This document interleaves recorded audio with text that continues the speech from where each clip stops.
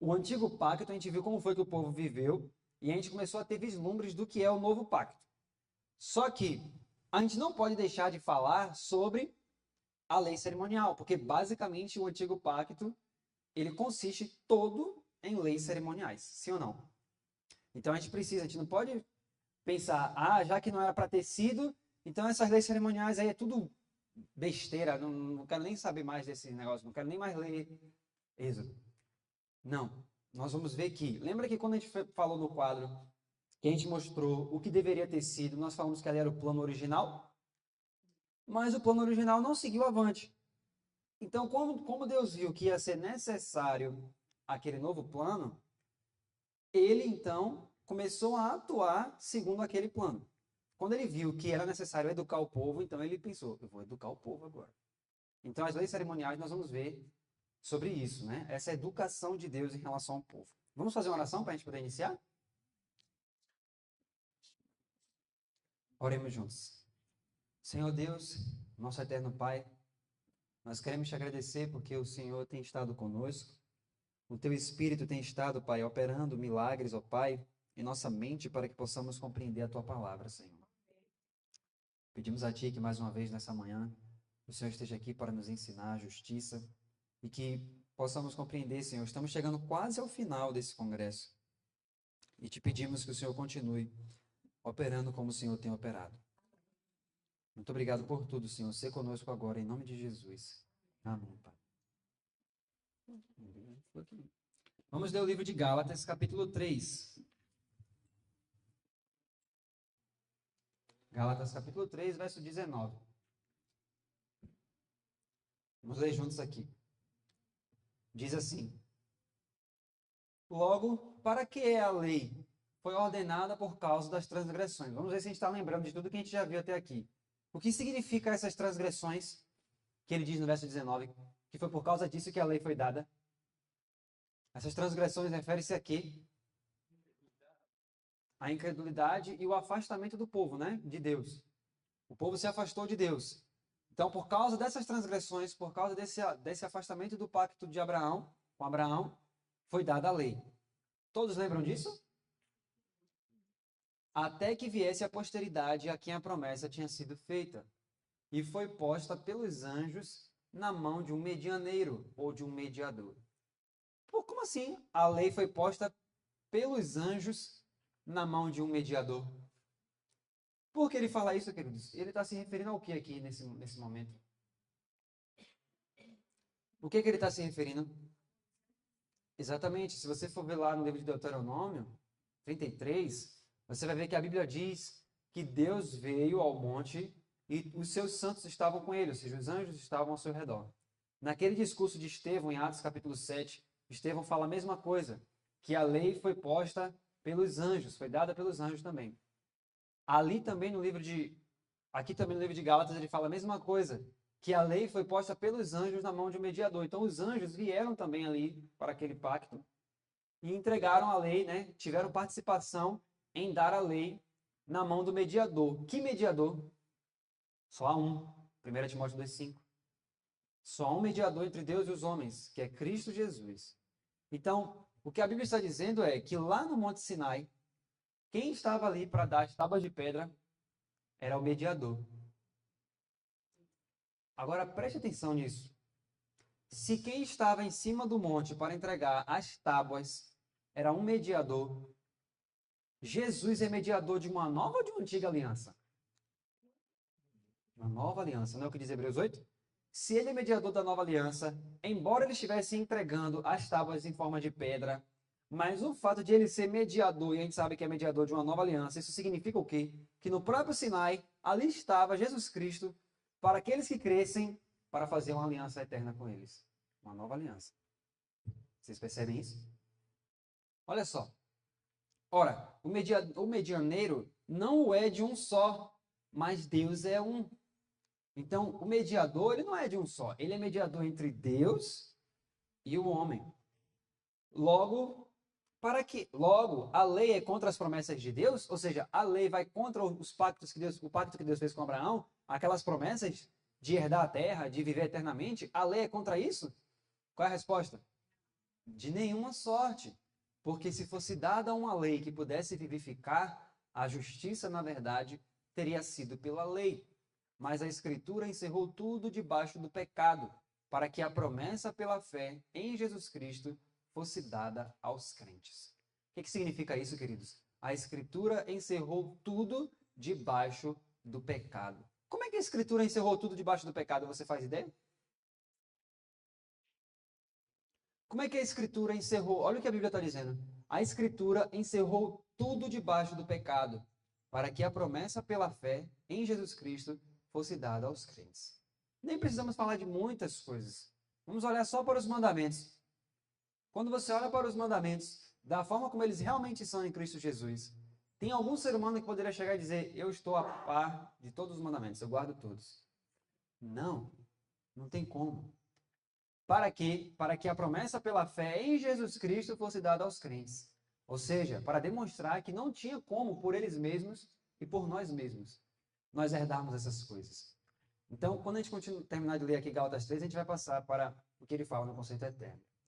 Verso 23. Mas antes que a fé viesse, estávamos guardados debaixo da lei e encerrados para aquela fé que se havia de se manifestar. De maneira que a lei nos serviu de aio para nos conduzir a Cristo, para que pela fé fôssemos justificados. Então, queridos, agora é muito importante o que a gente vai falar. Veja só. O antigo concerto, ele começou quando? É bom a gente sempre lembrar para isso fixar em nossa memória. Para a gente ler os textos e começar a enxergar essas realidades nos textos. Então, o antigo pacto, ele começou, vou botar assim, ó, o antigo concerto, ele começou no Sinai. Anote essas coisas, porque quando você chegar em casa, você pode estudar novamente e lembrar. E o novo concerto, ele é eterno. Ele foi pregado a Abraão, mas ele não foi feito com Abraão. Ele foi ali entregue a Abraão, ele foi mostrado a Abraão.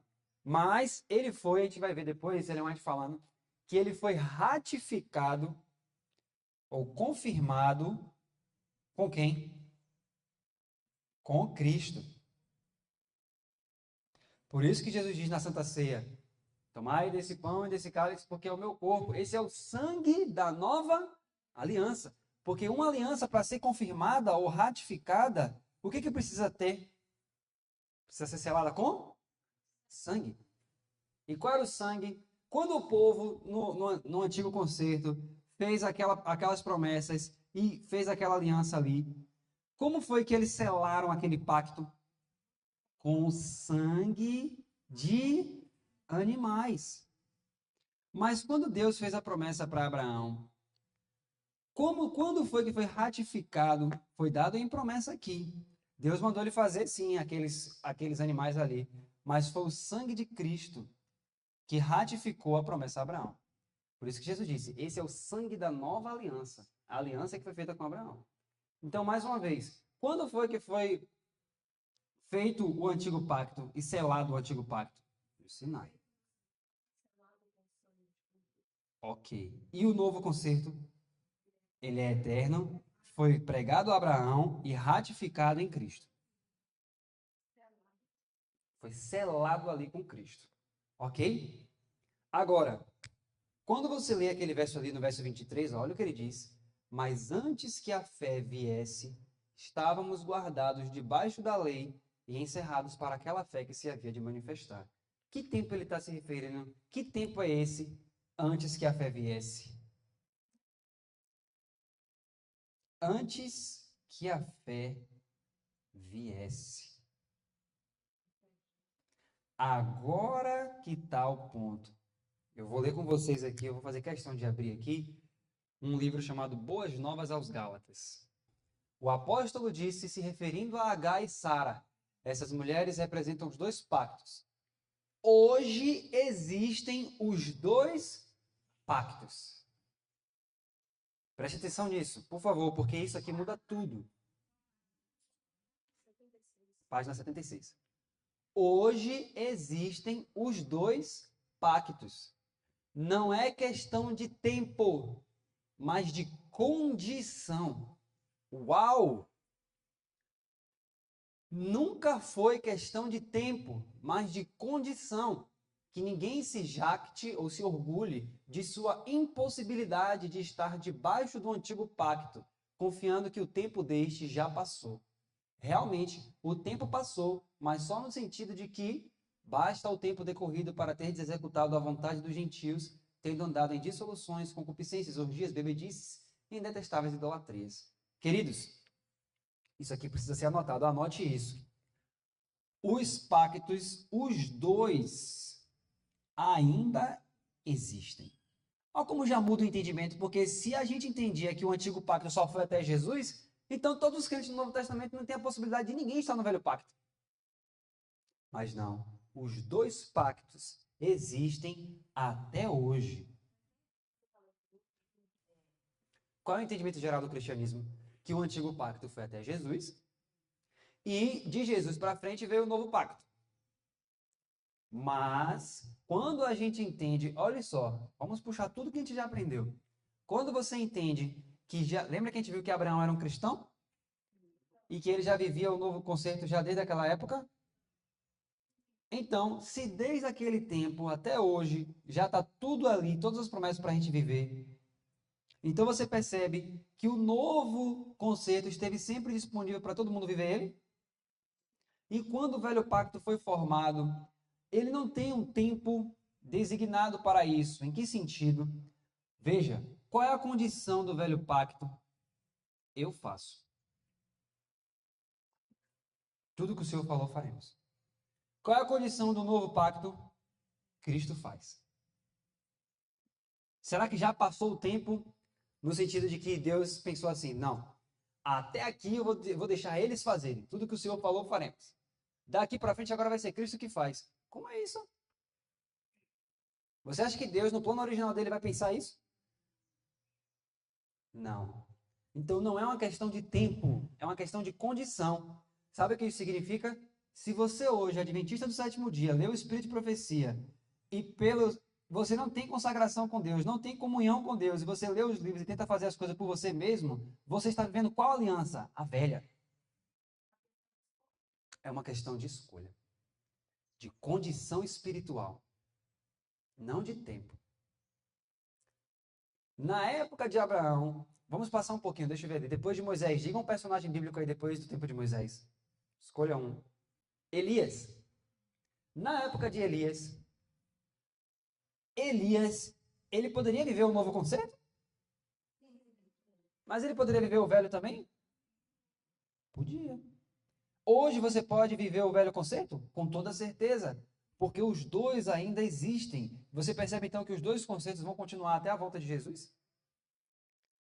Cabe a cada um de nós viver no velho ou no novo. O problema do povo de Israel foi que eles disseram: tudo o que o Senhor falou, faremos. E é assim que muitos adventistas do sétimo dia até hoje tentam fazer.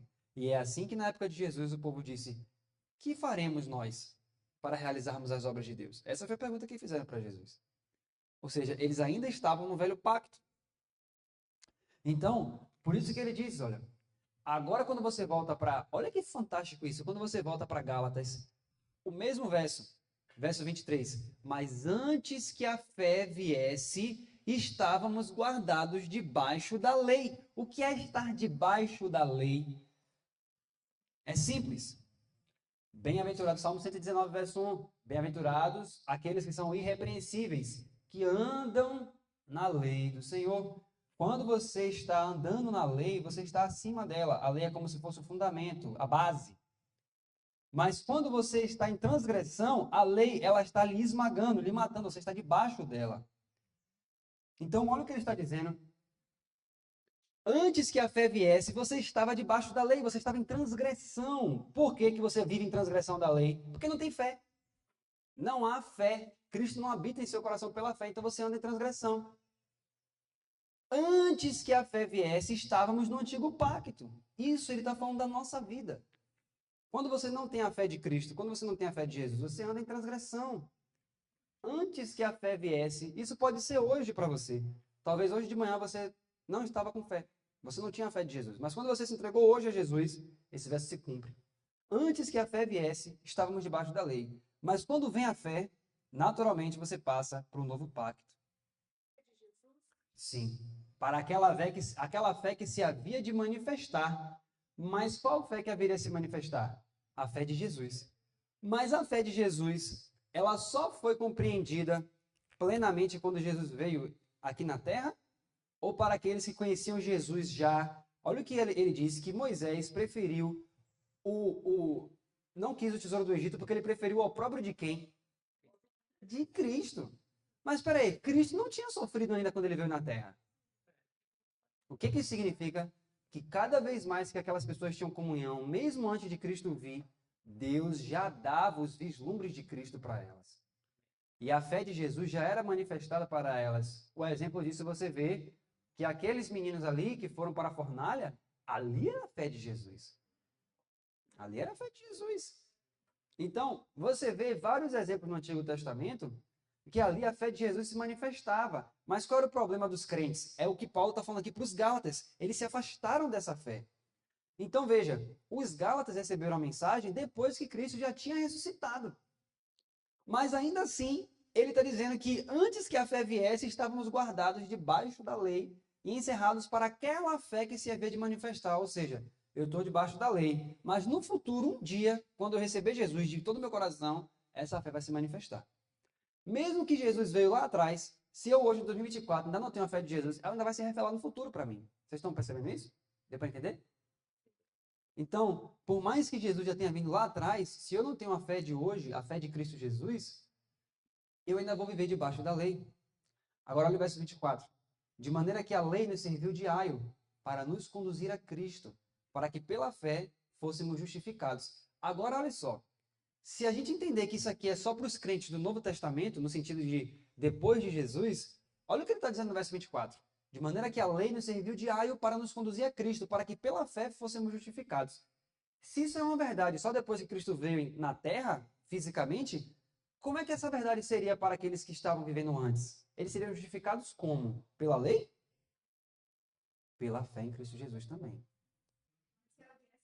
Exato. Antes que a fé viesse a nós. Exatamente. Antes que a fé viesse para mim, eu estava vivendo debaixo da lei, transgredindo, sem Jesus, sem Cristo no mundo. Eu era um gentil, andando sem Deus no mundo, sem esperança. Mas quando a fé veio, eu comecei a andar na lei. Todos entenderam isso? Ou seja, não é uma questão de tempo, é uma questão de condição. Sim.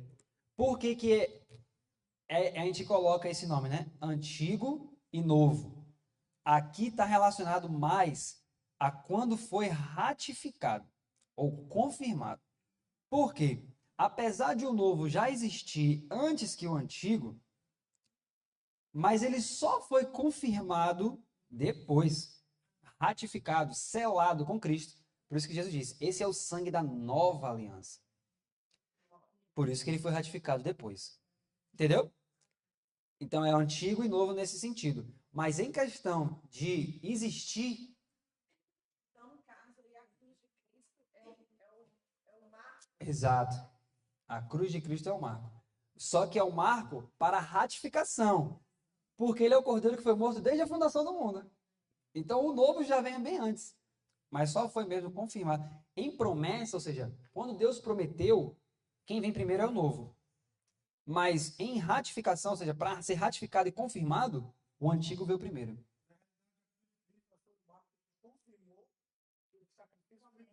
Exato. Exato. Se a cruz de Cristo não acontecesse, se Jesus não morresse, não derramasse esse sangue, poderia descer Enoque do céu, poderia descer Elias, poderia descer todo mundo. Porque não tudo. Exatamente. Teria perdido todo o valor. E é justamente o que a gente vai ver agora. Por isso que a gente começou isso, porque agora a gente vai entender o que era a lei das cerimônias. Porque agora que a gente entendeu que os pactos não é uma questão de tempo, mas de condição, agora a gente vai entender por que Jesus permitiu fazer a lei das cerimônias. E é isso que a gente vai ver agora. Olha só, vamos ler juntos aqui. Começando com aquele texto que a gente já leu, para a gente lembrar. E a gente vai pegar o parágrafo seguinte a ele. Vamos ler novamente. Se o homem houvesse guardado a lei de Deus, conforme fora dada a Adão, depois de sua queda, preservada por Noé e observada por Abraão, não teria havido necessidade de se ordenar a circuncisão. E se os descendentes de Abraão houvessem guardado o concerto, do qual a circuncisão era um sinal, nunca teriam sido induzidos à idolatria. Tampouco lhes teria sido necessário sofrer vida de cativeiro no Egito. Teriam conservado na mente a lei de Deus, não teria havido necessidade de que ela fosse proclamada no Sinai, nem gravada em tábuas de pedra. E se o povo houvesse praticado os princípios dos 10 mandamentos, não teria havido necessidade das instruções adicionais dadas a Moisés. Nós vimos isso, né? Não teria necessidade de nada disso. Agora a gente vai entrar na lei das cerimônias, que diz assim: o sistema sacrificial entregue a Adão foi também pervertido por seus descendentes. Superstição, idolatria, crueldade e licenciosidade corrompiam o culto simples e significativo que Deus instituíra. Mediante o prolongado trato com os idólatras, o povo de Israel misturara seu culto com seu culto muitos costumes gentílicos. Portanto, o Senhor lhes deu no Sinai instruções definidas com relação aos sacrifícios. Lembra que foi comentado aqui que Deus queria que cada família tivesse um sacerdote? Então, qual era o desígnio original? Deus instituiu o sistema sacrificial. Assim que Adão caiu, o que é que Deus mandou Adão fazer? Sacrificar o cordeiro. Então, Adão ali já era o sacerdote, você percebe? Deus não disse, ó, Adão, levanta agora um santuário, porque lá você vai ter que instituir algum dos seus filhos como sacerdote, você vai ter que levar o cordeiro e botar... Ele mandou fazer isso? Não. Ele, enquanto sacerdote da família, ele foi e fez ali o sacrifício. Só que o que aconteceu? Os descendentes de Adão, eles foram pervertidos com o quê? Superstição, idolatria, crueldade e licenciosidade. Como assim superstição e idolatria? Queridos, quando você olha hoje para as outras religiões, qual era a motivação das religiões pagãs para matar um animal? Agradar a divindade, por exemplo, apaziguar a ira.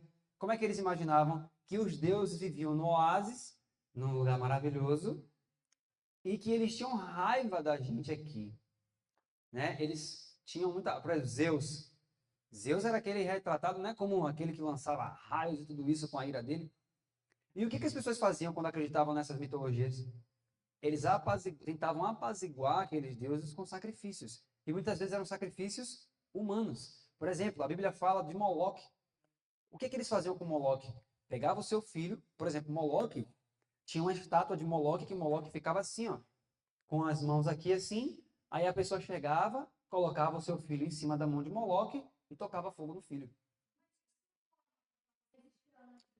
Então, veja que já antes do santuário já existia idolatria. Então as pessoas já iam tendo seus deuses, já faziam esse tipo de abominação. Então veja que, por exemplo, quando Adão caiu, né, que Deus instituiu isso, a superstição, a idolatria, a crueldade, a licenciosidade, você vê que Caim, quando foi para fazer as cidades, veja que a Bíblia fala que os filhos de Deus desceram para ver as filhas dos homens, que eram os descendentes de Caim. E quando começaram a ver a licenciosidade, aquilo tudo, atraiu os olhos deles. Então essas coisas já existiam muito antes de Moisés. Exato. O grande problema do povo de Israel, da descendência de Adão, é que eles sempre olhavam para a cultura de fora e queriam encaixar a cultura de fora dentro do que Deus falava. Nunca vai dar certo, queridos. Nunca vai dar certo. Até na história da nossa igreja, quando foi que começou a entrar um monte de situações na igreja adventista? Quando os líderes começaram a pensar, não, tem muitas denominações lá fora, nós temos que trazer algumas coisas aqui, temos que conseguir de alguma forma para que eles não nos chamem de seita. Isso nunca vai dar certo, queridos. Nunca vai dar certo. E eles fizeram isso, eles foram trazendo as culturas, incorporando a cultura ali dentro da mente, e na hora de servir a Deus, eles serviam com a mente grega, com a mente romana, com a mente pagã. Então, por isso que, quando Deus instituiu o sistema sacrificial, estava tudo pervertido. Então, Deus falou, olha, eu vou ter que explicar para eles. Aí veio as instruções adicionais dadas a Moisés, que Ellen White falou que se eles tivessem permanecido...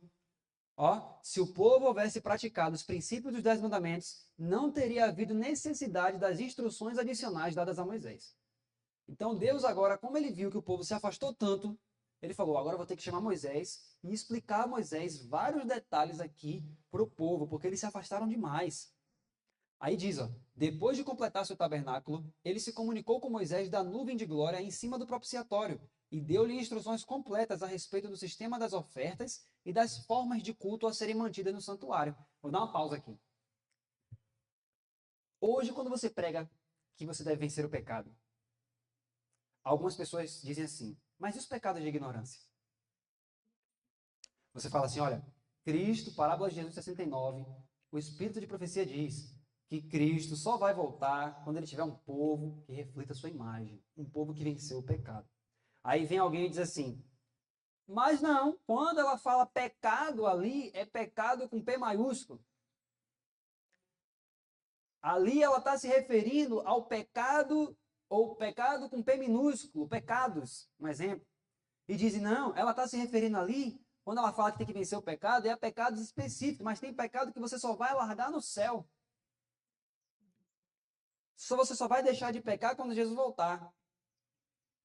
E aí as pessoas dizem muitas vezes, nossa, isso que eu precisava ouvir. Nossa, que fardo caiu das minhas costas. Não caiu fardo nenhum, queridos. Colocou outro fardo, porque isso vai levar você a se afastar de Deus, se afastar de buscar. Esse fardo é pior. E aí o que acontece? Aí as pessoas chegam e dizem assim, não, fica tranquilo, é assim mesmo, vai ter coisas que você só vai largar lá no céu quando Jesus voltar. Agora pare para pensar. Jesus aparece na nuvem do céu, aí tem um adventista do sétimo dia que mente. E tem outro adventista do sétimo dia que é ladrão. Aí Jesus diz, não, como você só mentiu, e você só mentiu assim para um irmão, não foi muita coisa, eu vou transformar você. Você não, você é ladrão, você fica aí. Faz sentido isso? Claro que não, queridos. Exato. Por que tem que levar? Exatamente. Por que um adventista que mente, Jesus vai transformar, e outra pessoa que não mente, Jesus não vai transformar? A diferença é porque acreditava em Jesus? Exatamente. Se fosse assim, Jesus poderia ter voltado a qualquer momento, queridos. Por que se estende até hoje a volta de Jesus? Então, olha o que ela diz, ó. Que Deus deu instruções específicas de forma de culto. Então, ou seja, da adoração. Deus disse, sede santos, porque eu sou santo. Aí, quando a gente fala da santidade de Deus e de onde nós devemos chegar, ou seja, ao mesmo caráter de Jesus, que é o que ele quer fazer em nós, aí a pessoa diz, não, mas e os pecados inconscientes? Não, mas e os pecados que a gente não tem, né? E os pecados, qual foi a palavra que eu usei? Até fugiu da mente agora. Os pecados de ignorância. Como é que fica isso? Você sabia que na forma que Deus ensinou a Moisés, lá no livro de Levítico, Deus dá instruções específicas sobre os pecados de ignorância? Sabe por que a gente tem essas dúvidas até hoje? Porque nós mesmos somos ignorantes em relação ao que Deus já revelou na sua palavra. Então, quando Deus revelou a Moisés os pecados de ignorância, Deus disse, ó, tem que fazer assim, assim, assim, assim, assim, assim e assim. Está escrito no livro de Levítico. Então, quando hoje a gente se pergunta, mas e os pecados de ignorância? Não vai ter pecado que só vai largar no céu. Isso demonstra uma falta de entendimento completa em relação ao santuário que Deus deixou para nos educar, para nos levar a quem? A Cristo. A lei nos serve de aio, de tutor. Ou seja, ela lhe educa para chegar a Cristo. Percebe? Então, ela diz, ó, vou ler novamente. Depois de completar seu tabernáculo, ele se comunicou com Moisés da nuvem de glória em cima do propiciatório e deu-lhe instruções completas. O que é completo? Não falta nada. A respeito do sistema das ofertas e das formas de culto a serem mantidas no santuário. A lei cerimonial foi assim dada a Moisés e por ele escrita em um livro. Mas a lei dos 10 mandamentos proferida do Sinai foi escrita pelo próprio Deus em tábuas de pedra e sagradamente conservada na arca. Então, queridos, quando você olha para a lei do Antigo Testamento, nós não vamos entrar nas minúcias, porque senão não daria tempo. Mas Deus, ele deu instruções específicas. Deus deu detalhes específicos. Ignorância voluntária é pecado. Então, o primeiro ponto. Mas os pecados de ignorância. Mas por que essa ignorância? Qual é o motivo da ignorância, se toda a luz foi dada para o povo de Deus nos últimos dias? Será que o problema é a ignorância de fato? Ou é a minha falta de vontade de estudar as coisas de Deus? Será que é ignorância ou indolência? Deus ele deu instruções específicas. Olha, você deve ser assim, não oprima o estrangeiro, não faça isso, use dessa forma. Tudo, queridos, está tudo especificado. Então, toda a lei cerimonial era Deus ensinando, né, as formas corretas de culto para aqueles que querem ter o caráter de Jesus. É para levar você a enxergar Jesus ali. Então, veja, mas a lei dos 10 mandamentos proferida do Sinai foi escrita pelo próprio Deus em tábuas de pedra e sagradamente conservada na arca. Então veja, queridos, que a lei das cerimônias, a lei que foi, as instruções adicionais dadas a Moisés, foram escritas em um livro. E a lei dos 10 mandamentos foi proferida do Sinai e foi gravada em tábuas de pedra e guardada dentro da arca. Veja que nós já vemos uma diferença aqui entre a lei de Deus, os 10 mandamentos, e as instruções dadas a Moisés. Porque os 10 mandamentos, eles ficavam onde? Dentro da arca. Já as instruções adicionais dadas a Moisés ficavam escritas no livro que não ficava dentro da arca, fora da arca. Aí ela diz: muitos há que procuram confundir esses dois sistemas, usando os textos que falam da lei cerimonial para provar que a lei moral foi abolida. Mas isto é perversão das Escrituras. Ampla e clara é a distinção entre os dois sistemas. O cerimonial era constituído de símbolos que apontavam para Cristo, para o seu sacrifício e sacerdócio. A lei ritual, com seus sacrifícios e ordenanças, devia ser cumprida pelos hebreus até que o tipo encontrasse o antítipo na morte de Cristo, o Cordeiro de Deus, que tira o pecado do mundo. Então, olha que interessante. Nós estudamos que a lei cerimonial, né? Nós estudamos que o concerto eterno já vinha desde Abraão. Mas quando chegou no Sinai, que eles fizeram aquilo, Deus ali utilizou aquele sistema de cerimônias, de ritos, de tudo isso, para educá-los. Nós vimos isso. Lembra que Deus permitiu? Para a educação deles. Mas, por que também Deus permitiu isso? Porque o pacto com Abraão não tinha sido o que ainda até aquele momento? Quem lembra? Exatamente. Não tinha sido ratificado ainda. Estava ali vigente já pela promessa, já estava em vigor, mas ele precisava ser selado, ele precisava ser confirmado para sempre. Então Deus pôs ali, né? Naquele momento, ele vem e confirma. Então, mesmo nesse Antigo Testamento, né, nesse Antigo Pacto, na verdade, Deus permitiu que viesse as sombras, mas quando Cristo veio na plenitude dos tempos como Messias, em forma física, para selar o pacto com Abraão, então já não era mais necessário aquele tipo de educação, porque o próprio Senhor Jesus desceu e veio de forma corpórea para ensinar tudo. E cumpriu, né, tudo que estava profetizado acerca dele.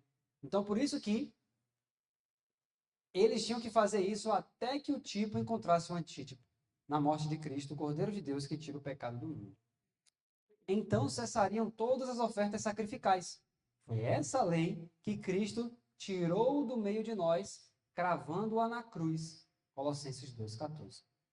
Mas com referência à lei dos 10 mandamentos, declara o salmista: para sempre, Senhor. Ó Senhor, a tua palavra permanece no céu. E Cristo mesmo diz: não cuideis que vim destruir a lei. Então, quando a gente abre Colossenses 2, esse é um dos textos que mais é utilizado para referir-se contra o sábado, né? E as pessoas dizem assim: não, mas aqui, ó, a lei foi cravada na cruz. Cristo tirou do meio de nós, cravando-a na cruz. Mas quando nós vemos que o conceito de Deus, ele é eterno, e que a lei de Deus já sempre existiu, e não foi introduzida no Sinai, no sentido de que foi algo novo, nós percebemos que se a lei é eterna, se o pacto é eterno e o pacto envolve a lei precisa ser eterna. Então, a lei que era transitória, os símbolos que eram transitórios, eram apenas os símbolos do velho pacto. O símbolo do velho pacto. Em verdade vos digo, tornando a acessão tão expressiva quanto possível, que até que o céu e a terra passem, nenhum jota ou um tio se omitirá da lei, sem que tudo seja cumprido. Olha que interessante. Jesus diz: não pense que eu vim abolir a lei. Não vim abolir, mas vim cumprir. Cumprir significa o quê? Guardar. Eu vim viver, eu vim fazer tudo o que está escrito. Não é cumprir no sentido de, agora eu vim, Já se cumpriu, não precisa mais. Não, eu vim cumprir, vim guardar, vim viver essa lei. E aí ele diz, ele ensina aqui não simplesmente o que os reclamos da lei tinham sido, e eram então, mas que tais reclamos se manterão enquanto durarem os céus e a terra. A lei de Deus é tão imutável quanto o seu trono. Ela manterá suas reivindicações em relação à humanidade em todos os tempos. Com referência à lei proclamada no Sinai, diz Neemias, sobre o monte de Sinai desceste, e falaste com eles desde os céus, e deste-lhes juízos retos, e leis verdadeiras, estatutos e mandamentos bons. Neemias 9:13. E Paulo, apóstolo dos gentios, declara, a lei é santa, e o mandamento é santo, justo e bom. Essa lei não pode ser outra senão o decálogo, pois é a que diz, não cobiçarás. Conquanto a morte do Salvador pusesse termo à lei dos tipos e sombras, não diminuiu no mínimo a obrigação imposta pela lei moral. Ao contrário, o próprio fato de que foi necessário Cristo morrer a fim de expiar a transgressão daquela lei, prova ela ser imutável. Então, olha só, queridos. Quando nós vemos isso, nós estamos começando a perceber que essa ideia de que estivemos no tempo da lei e agora estamos no tempo da graça é uma ideia falsa dos concertos. O concerto eterno ele vem desde Abraão, a lei de Deus vem desde Adão, na verdade ela sempre existiu, e o que foi introduzido, por isso que nós lemos Gálatas 3, a lei foi introduzida, em que sentido? Ela foi proclamada e escrita em tábuas de pedra para testificar da incredulidade deles. Então ela diz, aqueles que pretendem ter Cristo vindo a fim de anular a lei de Deus e abolir o Antigo Testamento, falam da era judaica como sendo era de trevas e representam a religião dos hebreus como que consistindo em meras formas e cerimônias. Mas isto é o que, meus amados? Erro. Então, olha, nós que somos adventistas, a gente sabe de fato que tinha cerimônias e tinha formas, mas a gente não pode olhar para o antigo pacto e dizer assim, isso aqui é tudo inútil. Não, isso não é verdade. Por que nós podemos dizer isso? Não podemos dizer isso. Porque nós sabemos que o antigo pacto não era o plano original.